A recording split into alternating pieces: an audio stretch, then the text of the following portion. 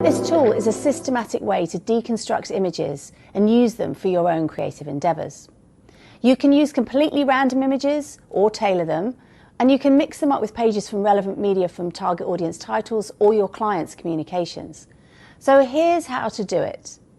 You write the challenge onto the top of a piece of paper, and then you look at a selection of different images, changing them every minute or so, and then moving on to the next picture. Try to give the picture a caption if you can, and write that alongside a set of descriptive words, anything that you notice about the picture.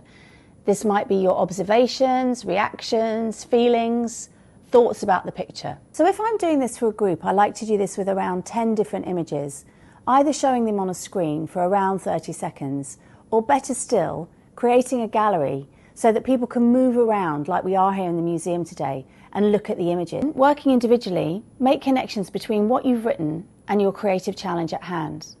After a few minutes working alone, pair up and ask each other to share interesting ideas and connections that you've made and build on each other's ideas. You can, of course, then share these with a wider group and continue to collaborate. This is an example of using random stimulus to help you make connections. We've talked about using visuals here, but you can also use objects to do the same exercise.